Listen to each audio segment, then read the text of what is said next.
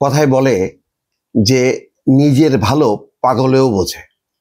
এখন যেই না ডোনাল্ড ট্রাম্প আফগানিস্তানের বাগরাম ঘাঁটিটা আবার ফেরত চাইছে, সাথে সাথেই কিন্তু ভারত, পাকিস্তান, রাশিয়া, চীন সবাই একযোগে বিরোধিতা করছে।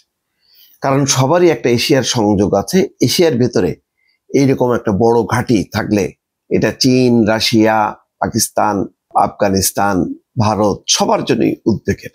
কারণ সেখান থেকে তারা নিয়ন্ত্রণ করবে এবং ওইটা যেহেতু একটা প্রতিষ্ঠিত ঘাঁটি, সেটা ট্রাম্প ঠিক জায়গা মতন হাত দিছে, সেটাই চাচ্ছে।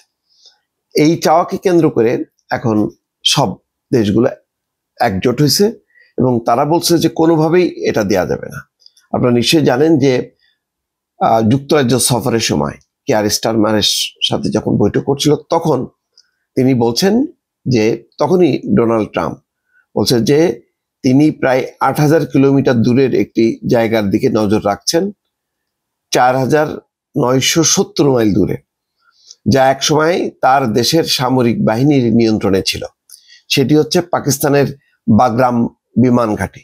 ডোনাল্ড ট্রাম্প বলেন, আমরা ঘাঁটিটি বিনামূল্যে তাদেরকে দিয়েছিলাম, আমরা ওই ঘাঁটি ফেরত চাই। এর দুদিন পর আবার নিজের সামাজিক যোগাযোগ মাধ্যমে তিনি বলছেন যে যারা বাগরাম বিমান ঘাঁটি তৈরি করেছিল, সেই যুক্তরাষ্ট্রকে যদি আফগানিস্তান এটি ফেরত না দেয়, তাহলে খারাপ কিছু ঘটনা ঘটতে পারে। তার মানে এক ধরনের থ্রেট যে দিয়ে দিতে হবে। তালেবান স্বাভাবিকভাবেই তীব্র প্রতিক্রিয়া জানাইছে, বলছে যে কোনো পরিস্থিতিতে আফগানরা এই ঘাঁটিটা তৃতীয় কোনো দেশের হাতে তুলে দেবে না। 2021 সালের আগস্টে কাবুল দখলের পর থেকে আফগানিস্তানের শাসন ক্ষমতায় আছে তালেবান। দেশটিতে মার্কিন সামরিক বাহিনীর প্রত্যাবর্তনের বিরোধিতায় গত মঙ্গলবার প্রতিবেশীদের কাছ থেকে এক অভূতপূর্ব সমর্থন পেয়েছে তালেবান। এই প্রতিবেশীদের মধ্যে এমন অনেক দেশও ছিল যাদের মধ্যে ভূ রাজনৈতিক ক্ষেত্রে খুব কমই মতের মিল আছে, যেমন চীন, ভারত, তাদের মতের মিল নেই, কিন্তু এই একটা জায়গায় এসে তারা এক জায়গায় এসে মঙ্গলবার মস্কোতে চীন, Russia, Bharat, Pakistan, Iran, Kazakhstan, Tajikistan, Uzbekistan এবং কিরগিজস্তানের কর্মকর্তারা তালেবান কর্মকর্তাদের সঙ্গে এক বৈঠকে অংশ নেন।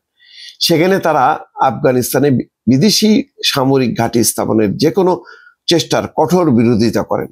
তারা যুক্তরাষ্ট্রের নাম উল্লেখ না করলেও বিশেষজ্ঞরা বলছেন লক্ষ্য কে ছিল তা স্পষ্ট। রাশিয়ার পররাষ্ট্র মন্ত্রণালয় যৌথ বিবৃতিতে বলছে যে তারা আফগানিস্তান এবং প্রতিবেশী দেশগুলোতে যে কোনো দেশের সামরিক অবকাঠামো স্থাপনের চেষ্টাকে অগ্রহণযোগ্য বলে মনে করে, কারণ এটি আঞ্চলিক শান্তি এবং স্থিতিশীলতার স্বার্থ রক্ষা করবে না। বিষয়টা পরিষ্কার, যদি বাগরাম ঘাঁটিটা আবার আমেরিকা জেকে বসে, তাহলে যে আঞ্চলিক আধিপত্যের লড়াই যেখানে চীন, ভারত করে, তাদের সেই লড়াই তারা এক পেশে হয়ে যাবে। সেখানে আমেরিকার প্রভুত্ব কায়েম হবে এবং সবাই তখন আমেরিকামুখী হবার চেষ্টা করবে। তাহলে আর ভারতের কদর থাকবে না, চীনের কদর থাকবে না। সেই কারণে তারা একজোট হয়েছে। আর অন্যান্য দেশগুলি স্বাভাবিকভাবে কেউ রাশিয়ার সঙ্গে যুক্ত, কেউ চীনের সাথে যুক্ত। কেউই চায় না যে দূরের কোনো দেশ এসে তাদের ভেতরে ঢুকে তারা প্রভুত্ব করুক বা ঘাঁটি গেড়ে তারা তাদের কর্তৃত্ব ফলাক।